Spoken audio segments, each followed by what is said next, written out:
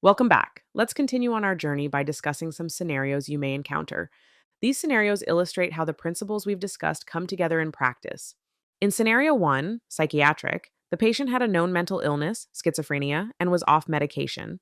The scene was potentially unsafe, reports of a knife, but was brought under control by police removing the weapon. The provider took time to build trust, using a calm voice and not rushing to physically grab the patient. By acknowledging what the patient was experiencing, demons, without reinforcing it, and by involving the patient's brother, they reduced the patient's fear. The patient's paranoia of being touched is common, so the provider respected that boundary initially, no sudden grabbing. Over time, the patient's anxiety came down enough that he voluntarily sat on the stretcher. That's a huge win of de escalation. No one was injured, and the patient's dignity was preserved as much as possible. This shows that scene safety plus empathy plus patience can lead to a good outcome, avoiding force. It's not always possible to avoid restraint, but when you can, it's better for all. In scenario two, substance induced excited delirium, the patient was in a dangerous state that required immediate action. She was likely hallucinating from meth. Tactile hallucinations of bugs are classic for stimulant toxicity, and was so impaired that she was a threat to herself, running into a street. Verbal approach didn't have a chance to work here because she was not processing input at all. The responders had to go hands on to stop her from running off. Notice they had sufficient manpower, multiple officers, which is what you need in such a case. They subdued her, and EMS quickly recognized that this level of agitation is life threatening. Patients like that can have cardiac arrest from hyperactivity and metabolic acidosis. So, they administered sedatives on the spot intramuscularly, which is often what protocols advise for excited delirium syndrome. Midazolam plus haloperidol is a common combo. Some might even use ketamine in that scenario.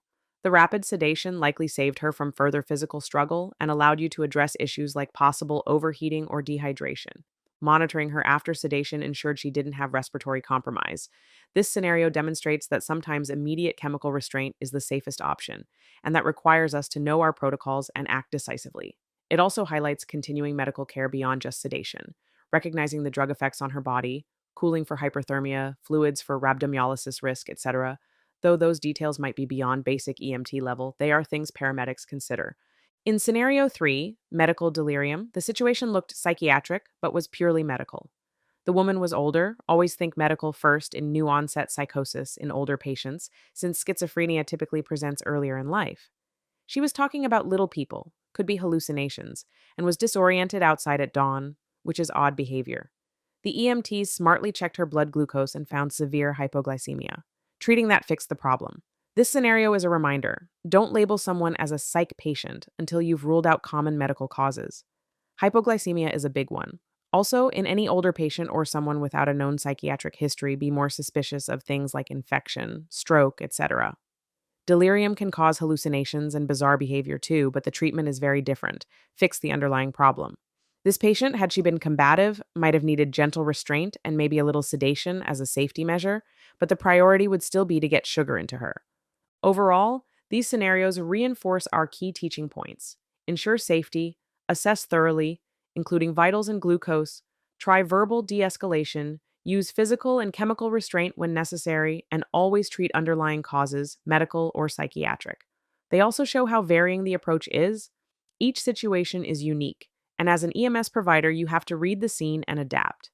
In summary, dealing with acute psychosis in the field is challenging but manageable with the right approach. Always start with safety, yours and everyone else's. That might mean staging for police, it might mean using physical barriers, whatever it takes. If you feel unsafe, do not hesitate to get back up. It's better to take a little extra time than to have a responder injured or worse. Know the signs of psychosis so you can quickly identify what you're dealing with.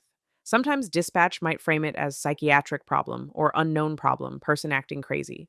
Once on scene, use your eyes and ears. Someone shouting about aliens or having conversations with nobody there. That clues you in it's psychosis. Recognizing it helps you switch into the appropriate mindset and protocols. Always perform a medical assessment. Check that blood sugar, consider overdose possibilities, etc. We can't emphasize that enough. You don't want to sedate someone who actually needs glucose or naloxone first. That said, if they're a threat, you might have to sedate and then find out the medical issues, but ideally a quick assessment is done. Communication can solve a lot. We gave you some tools: calm voice, active listening, empathy, not arguing, simple commands. These are bread and butter techniques that really do work more often than not. A lot of times I've seen a patient go from wild to walking cooperatively just because one provider took the time to speak respectfully and validate the patient's feelings. Use CoastMap or some structured way to document mental status. It not only helps legal, medical follow up, like proving they lacked capacity for a refusal, it also forces you to systematically check their orientation, memory, etc., which can sometimes unearth clues like, hey, this guy isn't oriented. Maybe there's something more going on neurologically.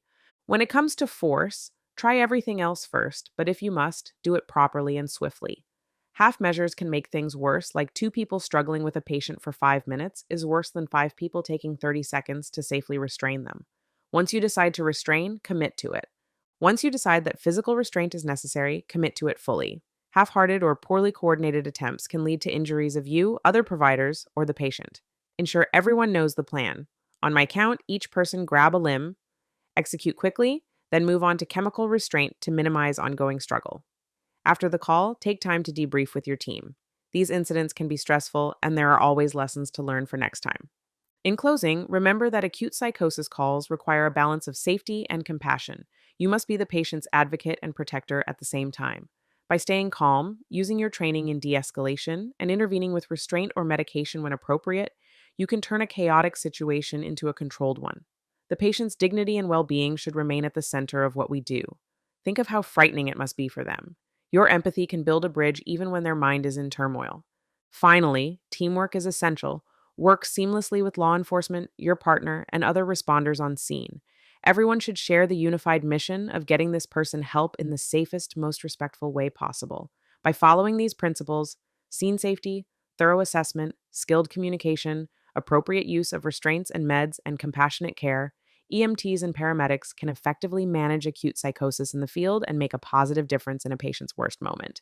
Thank you for your attention. Stay safe out there.